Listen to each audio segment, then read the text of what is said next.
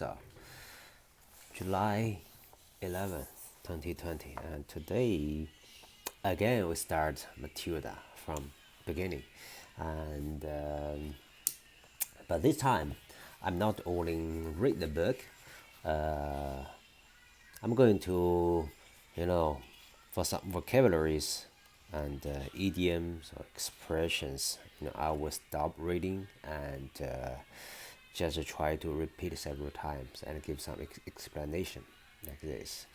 Okay, let's start. Okay, from the first chapter. Okay, the reader of books. It's a funny thing about mothers and fathers.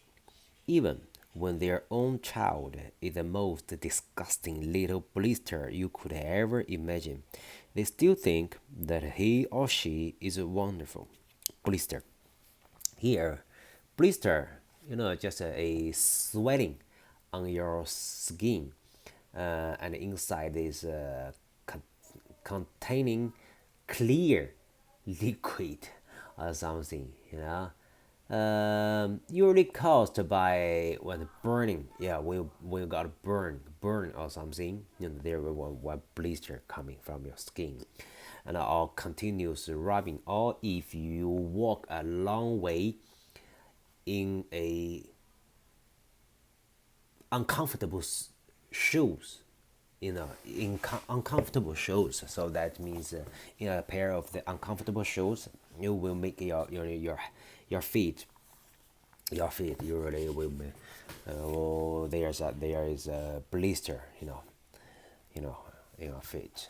And sometimes, or if you work, you use your hand, you just rubber or something for a long time, also will cause that, or if you get burned.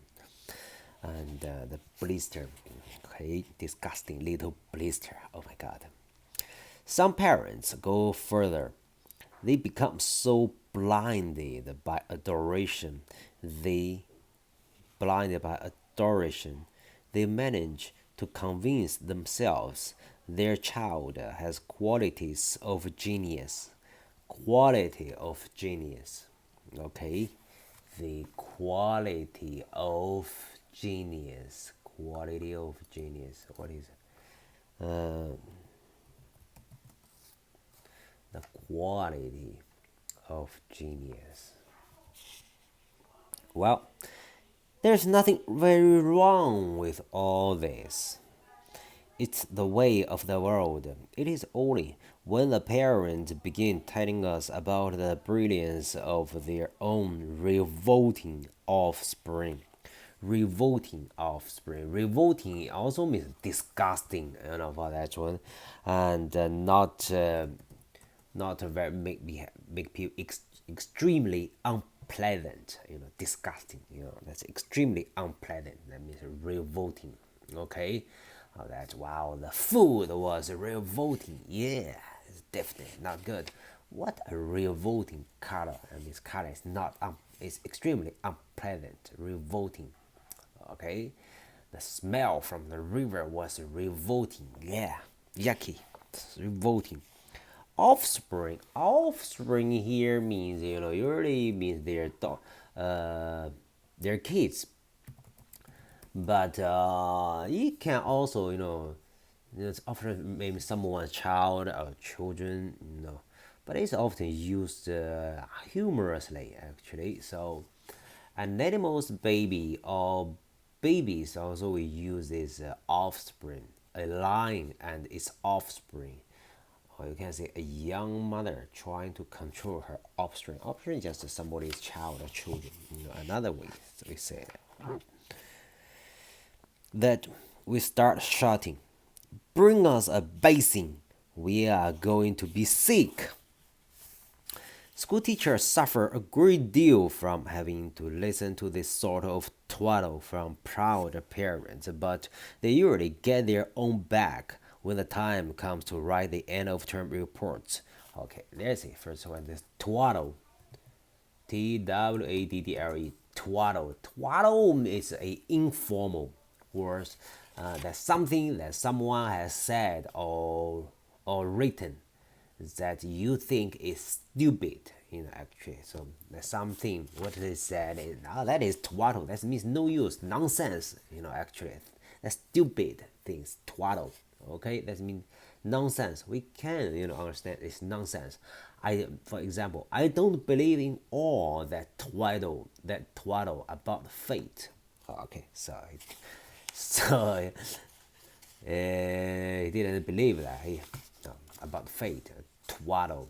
Okay, so that is full of the twaddle. Don't speak that kind of twaddle.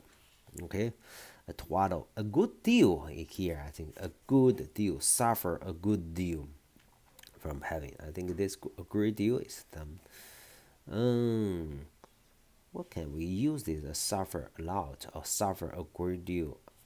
It's a look, yeah, yeah, suffer. Sometimes can replace a lot. Okay, twaddle from parents, but they usually get their own back, get back, get their own back. Okay, get their own back. That's it good. I'll get my own back. Get it back when the time comes to write the interview. If I were a teacher, I would cook up some real sculptures for the children of doting parents. Here, cook up, just a make up or something. So cook up means to just invent, okay, a makeup, an excuse, a reason, a plan, or some stories, especially one that is slightly dishonest or unlikely to work. So this is cook up, just like you make up, cook up, just make up something, actually, you know. So make up plan or something, make up a plan, cook up. Same meaning, cook up. Cook up some real sculptures for the children of doting parents. Here is a real sculpture. Sculpture is a kind of, how can we say, sarcasm, It's kind of, just a sarcasm, the sculpture, actually, I think, you know. But it's just a kind of a sarcasm. Sculpture. Sculpture also, there are several meaning of the sculpture actually. In the sculpture also, you can to describe an extremely hot day. Can this sculpture? Oh, it was sculpture of a day. Okay, it was a sculpture of the day. It's a noun here. Okay, it is a sculpture. So today is going to be a sculpture.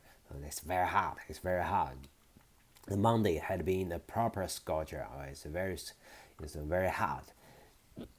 Okay, a sculpture. But it also can use here means sarcasm. Actually, sculpture here to use this kind of sculpture means sarcasm. Actually, here.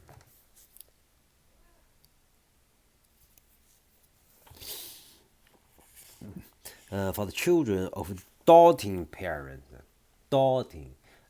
Doting here means actually is dot. DOTE dot. For that one is it should be the dot. Dot on somebody. Dot. The doting parent. Doting here is actually used for adjective. It's a doting. Okay, a doting parents means they love their children or something, but it's lost their mind or become blind. They just love their children without adding reading or something. What they done, whatever they do, they think their parents are always the best. Okay. Your son Maximilian, I would write, is a total washout. Washout here means fool. Actually, washout, fool. Washout means a fool man. For that one mean.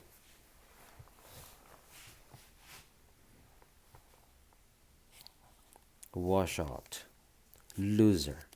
He's totally washed out. Here means a loser. No wash out. I hope you have a family business you can push him into when he leaves school because he sure as heck won't get a job anywhere else. Or, if I were feeling lyrical that day, I might write, it is a curious truth that grasshoppers have their hearing organs in the size of the abdomen, abdomen, abdomen, abdomen, abdomen. Your daughter Vanessa, judging by what she's learned this term, has no hearing organs at all.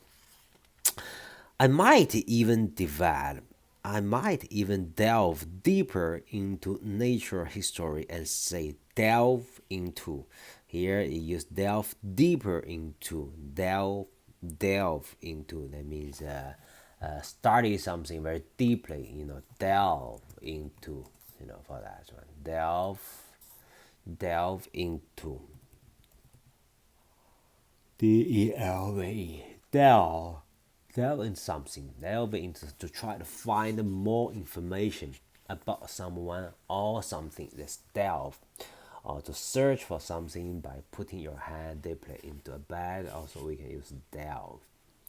Delve deeply into natural history and say, the periodical cicada spent 6 years as a grub underground, and no more than 6 days as a free creature of sunlight and air.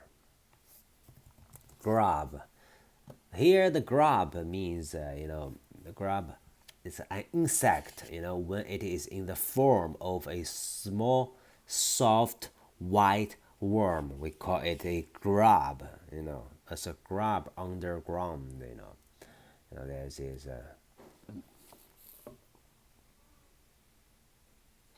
and no more than 6 days. Your son Wilfred has spent 6 years as a grub in this school, and we are still waiting for him to emerge from the chrysalis. The chrysalis. Chrysalis is just like a pupa or something. Chrysalis. Okay. Chrysalis, a mouth or butterfly fly at this stage of development, when it was a hard outer shell and is changing into its adult form. Okay, this is a chrysalis from the chrysalis. A particularly poisonous little girl might sting me into saying, Fiona had the same. I have to check this how to.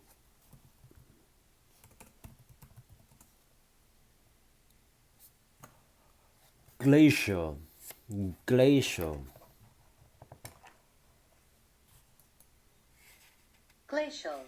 Glacial.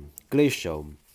Fiona had the same glacial beauty as an iceberg, but unlike the iceberg, he has absolutely nothing below the surface. I think I might enjoy writing end of term reports for the stinkers in my class, but enough of that. We have to get on. Okay, glacier beauty. Glacier. That means uh, a glacier look or expression is extremely unfriendly. And the same unfriendly glacier look or expression is extremely unfriendly. Here's some glacier beauty as an iceberg. Glacier.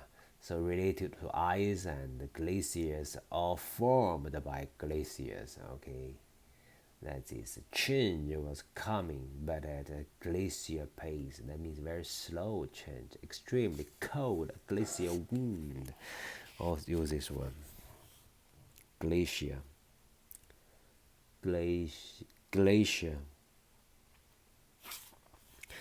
Occasionally, one comes across parents who take the opposite line, who show no interest at all in their children, and those, of course, are far worse than the doting ones.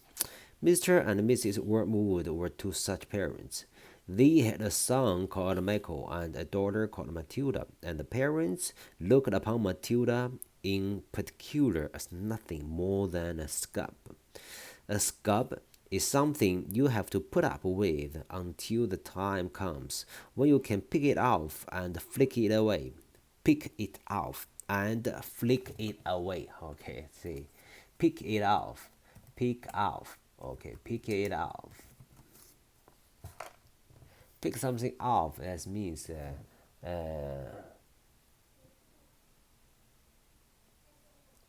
here they give you to point a weapon carefully at one person or animal in the group and then shoot them. No, pick it up. Pick it off. Scab. When you wound, when you have some wound, after the wound recovered, cured. During this process, there's one hard surface, scab on the wound, like the blood, solid or something. The blood, just a solid. Blood is solid and form the scab, firm, and form the scab. That is scab. So when this your wound is okay, the scab usually will automatically, just drop off or something. Okay, but here, a scab is something you have to put, but during the time you have to put up with. When the time comes, you can pick it off and flick it away. Flick it, just throw it away. Flick it away. No, flick a, cigarette, you know, butt, secret butt, secret butt. Before I really did this, I used to do that. Just flick the cigarette bark. Okay, cigarette butt. Okay, flick the cigarette butt. Okay, uh, flick away. Mr. and Mrs. Wormwood looked forward enormously to the time when they could pick their little daughter off and flick her away, preferably into the next county or even further than that. It is bad enough when parents treat ordinary children as though they were scabs and bonians.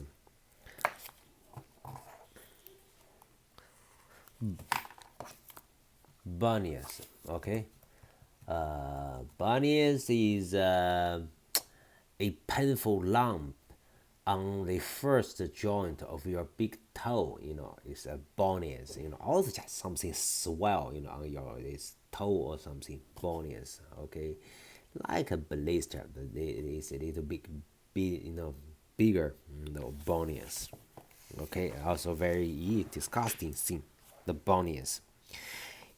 So, but it becomes somehow a lot worse than the child when the child is question when the child in question is extraordinary, and by that I mean sensitive and brilliant. Matilda was both of these things, but above all, she was brilliant. Her mind was so nimble, and she was so quick to learn that her ability should have been obvious even to the most half-witted of parents. Half-witted means stupid. Okay, but Mr. and Mrs. Wormwood were both so harmless and so wrapped up in their own silly little lives that they failed to notice anything unusual about their children, about their daughter. Okay, harmless. Harmless here also means it's not a it's a negative word. It's a very stupid. Harmless, you know. Gormless. It means gormless. Gormless means very, very, very stupid. Gormless. Gormless. Gormless. So gormless and very stupid, and so wrapped up in their own silly little lives that they failed to notice anything unusual about their daughter. To tell the truth, I thought they would have noticed had she crawled into the house with a broken leg, had she crawled into the house with a broken leg. That means even Matilda's leg is broken, and just crawl on the ground. They would not. They would not notice that. Oh my God! What is the brutal parents? What the brutal parents? Matilda's brother Michael was a perfectly normal boy, but the sister, as I said, was something to make your eyes pop. By the age of 1.5, her speech was perfect and she knew as many words as most grown ups. The parents, instead of applauding her, called her a noisy chatterbox.